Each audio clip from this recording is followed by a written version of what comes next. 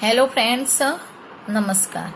मैं डॉक्टर गुंजन शाह हिंदी ज्ञानद्वीप में आपका हार्दिक स्वागत है। आज मैं आपके लिए एक नया वीडियो लेकर आई हूँ सकर्मक क्रिया एवं अकर्मक क्रिया का। अगर आपको ये मेरा वीडियो पसंद आए तो उसको सब्सक्राइब जरूर कीजिएगा। सकर्मक क्रिया एवं अकर्मक क्रिया पढ़ने से पहले हमको क्रिया क्या है ये पता होना चाहिए।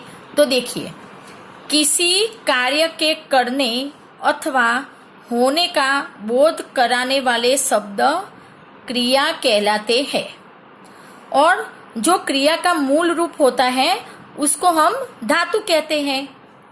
जैसे पढ़, लिख, जाग, बैठ, हंस। और ये सारे पढ़, लिख, जाग, बैठ, हंस ये धातु के पीछे अगर हम ना जोड़ देते हैं तो पढ़ना, लिखना, जागना, बैठना, हंसना आदि क्रिया के सामान्य रूप बन जाते हैं।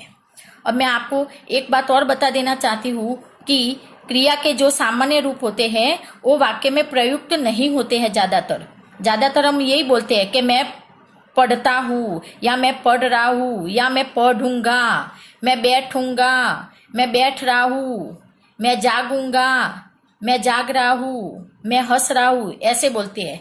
मैं हंसना है ऐसे नहीं बोलते हैं। ठीक है, तो अब आज हम कर्म के आधार पर क्रिया के भेद आज हम पढ़ेंगे। तो कर्म के आधार पर क्रिया के दो भेद है। एक तो है सकर्मक क्रिया और अकर्मक क्रिया।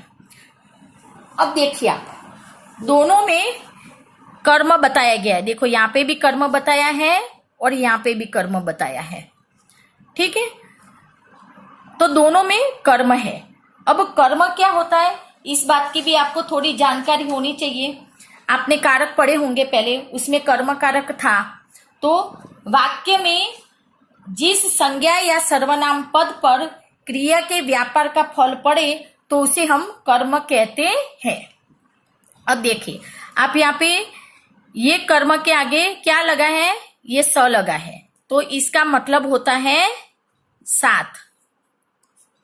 ठीक है, और ये अ लगा है तो इसका मतलब है नहीं के अर्थ में लेना है। ये दोनों उपसर्ग है, स और अ। तो सकर्मक का मतलब होता है कर्म के साथ और अकर्मक का मतलब होता है कर्म के बिना। तो जिस क्रिया में कर्म होता है उसको हम सकर्मक क्रिया कहते हैं और जिसमें कर्म नहीं होता है उसको हम अकर्मक क्रिया कहते हैं।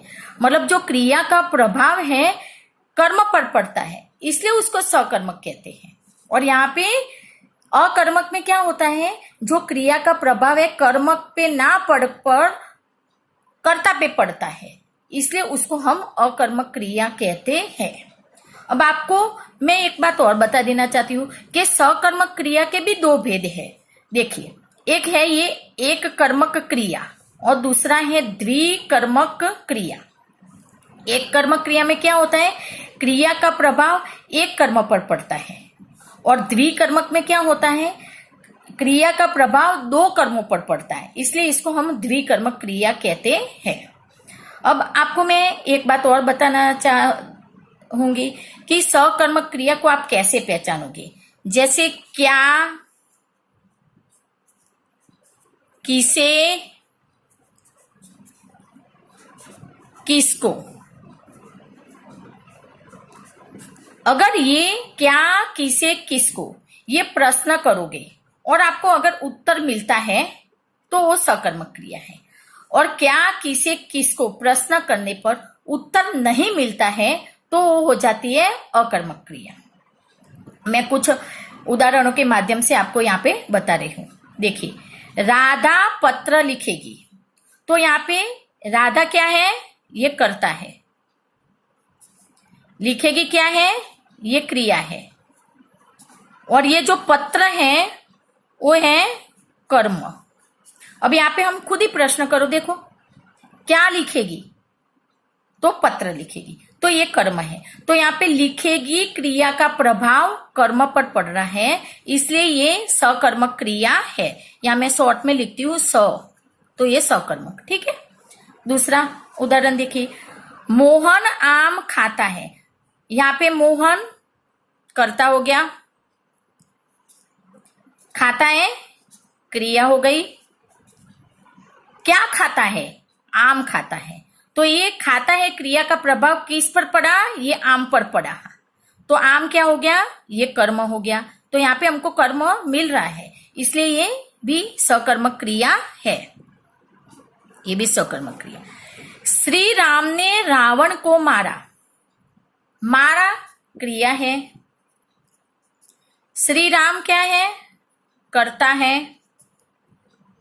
किसको मारा? रावण को मारा। तो ये हो गया, यहाँ पे हमको कर्म मिल गया। तो ये भी हो गई सकर्मक क्रिया। तो ऐसे ये सकर्मक क्रिया में ये एक कर्म के उदाहरण मैंने आपको यहाँ पे बताए।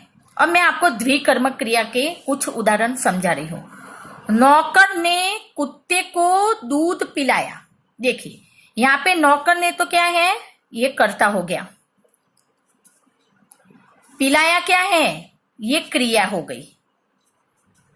अब देखो यहाँ पे दो कर्म है, एक तो है कुत्ते को और दूसरा है दूध। तो क्या पिलाया? तो एक कर्म मिला हमको, ये दूध। किसको पिलाया? कुत्ते को। तो ये भी हो गया दूसरा कर्म। तो यहाँ पे इस प्रकार ये कुत्ते को और दूध ये कर्म हमको मिले हैं। तो ये हमको यहाँ पे द्विकर्मक क्रिया ये है। अब दूसरा एग्जांपल, दादाजी पक्षियों को दाना दे रहे हैं। यहाँ पे दे रहे हैं क्रिया है। कर्ता कौन है यहाँ पे? दादाजी। क्या दे रहे हैं? ये प्रश्न पूछा गया है। तो दाना, तो ये हो गया एक कर्म। किसको दे रहे हैं? पक्षियों को। तो ये हो गया दूसरा कर्म। तो इस प्रकार ये इसमें द्विकर्मक क्रिया है। आगे का एक उदाहरण, नेहा ने गीता को पुस्तक दी। दी क्रिया है। नेहा करता है। क्या दी? पुस्तक। तो एक कर्म ये हो गया। किसको दी? गीता को। तो ये दूसरा कर्म हो गया। तो इस प्रकार ये दो कर्म है। तो ये द्विकर्मक क्रिया है। अब आपको सकर्मक क्रिया समझ में आ गई होगी कि जिस क्रिया में क्रिया का प्रभाव कर्ता पर ना पड़कर कर्म पर पड़ता है तो उसको हम सकर्मक क्रिया कहते हैं। तो आप इजीली पहचानोगे क्या, किसे, किसको। अगर आपने प्रश्न किया है और अगर आपको उत्तर मिलता है तो वो सकर्मक क्रिया होती है, और जो उत्तर मिलता है वही कर्म होता है। जैसे देखो ये उदाहरण में पत्र है, यहाँ पे आम उत्तर मिला, रावण को उत्तर मिला, यहाँ पे कुत्ते को और दूध, पक्षियों को और यहाँ पे दाना, और तीसरे में गीता को और पुस्तक। तो इस प्रकार ये सकर्मक क्रिया मैंने आपको यहाँ पे समझाई। अब मैं अकर्मक क्रिया बता रही हूं। जिस क्रिया का प्रभाव कर्ता पर पड़ता है तो उसको हम अकर्मक क्रिया कहते हैं। अब देखिए यहाँ पे एक उदाहरण दे रही हूं। संजय हंसता है। ये हंसता है तो क्रिया है। किस पर प्रभाव पड़ रहा है? संजय पर। तो ये हो गया अकर्मक क्रिया। सूरज उग रहा है, दूसरे में उग रहा है, ये क्रिया है। क्या उग रहा है? सूरज उग रहा है, लेकिन कर्म नहीं मिल रहा है। यहाँ पे प्रभाव किस पर पड़ रहा है? सूरज पर पड़ रहा है। तो ये कर्ता हो गया। तो ये भी सकर्मक क्रिया है, सॉरी अकर्मक क्रिया है। सुभाष ने लिख लिया। लिख लिया का प्रभाव सुभाष पर पड़ रहा है।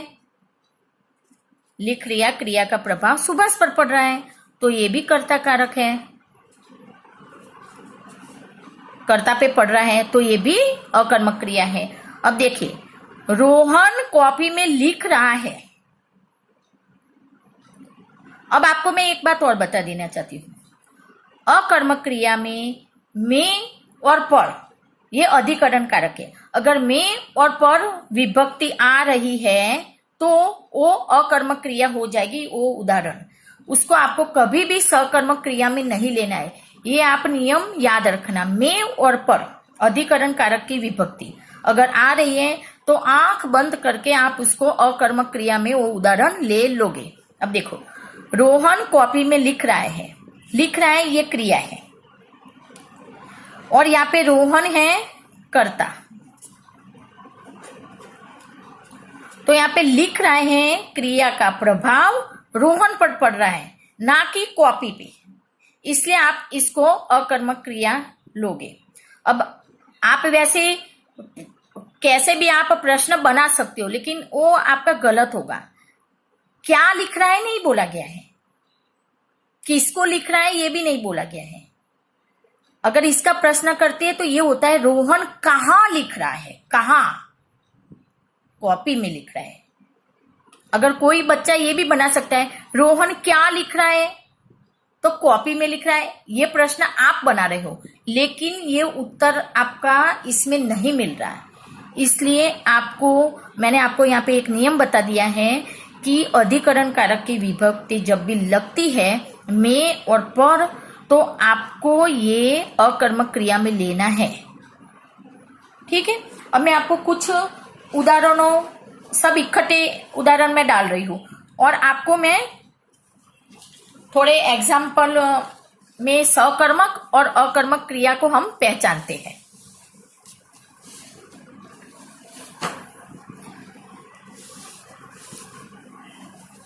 देखिए, ये पहला एग्जाम्पल है, सारे मिक्स है इसमें। ठीक है, वह पुस्तक पढ़ेगा। अब देखिए, इसमें वह क्या है, बताइए आप। ये करता है, पढ़ेगा क्या है, क्रिया है। तो यहां पे पढ़ेगा क्रिया का प्रभाव किस पर पड़ रहा है, पुस्तक पर पड़ रहा है। तो यहां पुस्तक पर प्रभाव पड़ रहा है, इसलिए ये सकर्मक क्रिया है। तो ये हो गई सकर्मक क्रिया। ठीक है, सकर्मक क्रिया हो गई है। अब दूसरा एग्जाम्पल, मैं 10वीं कक्षा में पढ़ता हूं। यहां पे पढ़ता हूं क्या है, क्रिया। मैं क्या है, कर्ता। प्रभाव किस पर पड़ रहा है, कर्ता पर पड़ रहा है। तो ये हो गया अकर्मक क्रिया। और अभी मैंने आपको इसका नियम भी बता दिया था कि जहां पे अधिकरण कारक की विभक्ति आती है में पर, तो आपको अकर्मक क्रिया में लेना है। कौन सी कक्षा होता है, क्या कक्षा नहीं होता है, किसको कक्षा नहीं होता है, तो प्रभाव यहाँ पे कर्ता पर पड़ रहा है, इसलिए ये अकर्मक क्रिया है। तीसरा, सुरेश अपने भाई को पत्र लिखता है। यहाँ पे सुरेश क्या है, कर्ता। लिखता है क्या है, क्रिया। अब आप ही बताइए इसमें कौन सा आएगा, सकर्मक के अकर्मक, बताइए, जल्दी बताइए। चलो, लिखता है क्रिया का प्रभाव एक तो पत्र पर पड़ रहा है, तो ये कर्म हो गया। दूसरा, भाई को पड़ रहा है, तो ये भी कर्म हो गया। तो यहां पे क्या पढ़ रहा है, पत्र पढ़ रहा है। क्या लिखता है, पत्र लिखता है। किसको लिख रहा है, भाई को लिखता है। तो यहां पे ये सकर्मक है। ठीक है, लेकिन सकर्मक में कौन सी है, द्विकर्मक। आगे, रमेश कल आएगा। ये आएगा क्या है, क्रिया है। रमेश क्या है, करता है। ये जो कल है वो क्रिया विशेषण का भेद है, कालवाचक क्रिया विशेषण है, आने का समय बताया जा रहा है। तो ये अकर्मक क्रिया है। कैसे आएगा, क्रिया का प्रभाव रमेश पर पड़ रहा है, तो ये हो गई अकर्मक क्रिया। आगे, बच्चे बहुत देर तक खेलते रहे। यहां पे बच्चे क्या है, कर्ता। खेलते रहे क्या है, क्रिया। अब देखिए, यहां पे बहुत देर तक, ये भी कालवाचक क्रिया विशेषण है। यहां पे खेलने का समय बताया जा रहा है, तो यहां पे क्रिया का प्रभाव किस पर पड़ रहा है, बच्चे पर पड़ रहा है, कर्ता पर पड़ रहा है। तो ये कौन सी क्रिया हो गई? अकर्मक।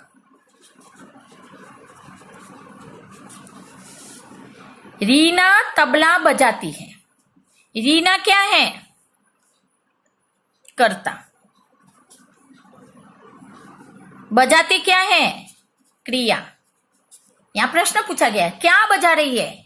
तबला। तो यहां पे कर्म मिल गया हमको, तो ये हो गया सकर्मक। ऐसे आपको ये बहुत सरलता रहेगी पहचानने में, क्या किसी किसको प्रश्न करने पर अगर उत्तर मिल रहा है तो वो सकर्मक क्रिया होगी, और जो उत्तर मिलता है वही उसका कर्म होता है।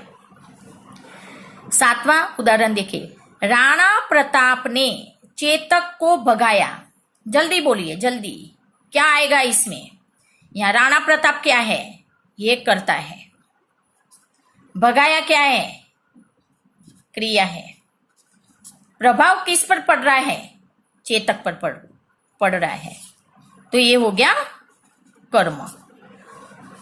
देखो, किसको? चेतक को, तो ये क्या हो गया? सकर्मक क्रिया।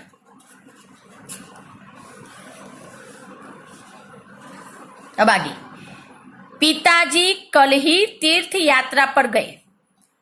देखिए यहां पे गए है, ठीक है, ये क्रिया। पिताजी कौन है? कर्ता। अब आप देखिए यहां पे कल ही, ये है समय बताया जा रहा है, कालवाचक क्रिया विशेषण समय, ठीक है। अगर देखा जाए तो तीर्थ यात्रा क्या है?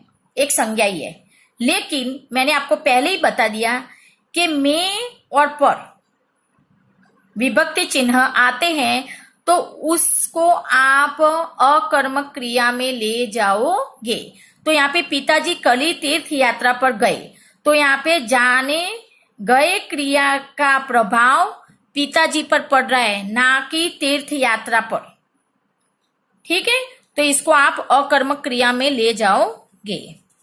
ये आपको बस याद रखना है, में पर विभक्ति चिन्ह आ रहा है तो अकर्मक क्रिया। बच्चा सोता है, यहाँ पे तो पता चल ही जा रहा है आपको, ये क्रिया है, ये कर्ता है, इसमें कोई कर्म नहीं मिल रहा है, क्रिया का प्रभाव बच्चे पर पड़ रहा है, तो ये हो गया अकर्मक क्रिया। एक और एग्जाम्पल मैं दे रही हूं, लास्ट। राम ने गीता को कविता सुनाई। तो यहाँ पे सुनाई क्या है? क्रिया है। राम ने क्या है? कर्ता है। यहाँ पे सुनाई क्रिया का प्रभाव एक तो कविता पर पड़ रहा है, तो ये एक कर्म ये हो गया, और दूसरा गीता को पड़ रहा है, तो ये भी दूसरा कर्म हो गया। तो ये हो गया द्विकर्म का उदाहरण। जैसे देखो, सुनाई क्रिया का प्रभाव एक तो कविता पर, क्या सुनाया? कविता सुनाई। किसको सुनाई? गीता को सुनाई। तो इस प्रकार ये द्विकर्म का उदाहरण है। तो आपको मैंने सारे एग्जाम्पल बता दिए, और आप ये मेरा फॉर्मूला याद रखोगे कि क्या, किसे, किसको प्रश्न करने पर अगर उत्तर मिलता है, और जो उत्तर मिलता है वही कर्म होता है, तो उसको आप सकर्मक क्रिया में ले जाओगे, और कोई उत्तर नहीं मिल रहा तो उसको अकर्मक क्रिया में। और एक बात और ध्यान में रखनी है कि में पर विभक्ति चिन्ह आ रहे हैं तो आप उसको अकर्मक क्रिया में ले जाओगे। तो चलिए, अब मैं नेक्स्ट वीडियो जो भी बनाऊंगी वो आप मेरी वीडियो देखते रहना, और अगर आपको मेरा ये वीडियो पसंद आया हो तो आप इसको सब्सक्राइब जरूर कीजिएगा।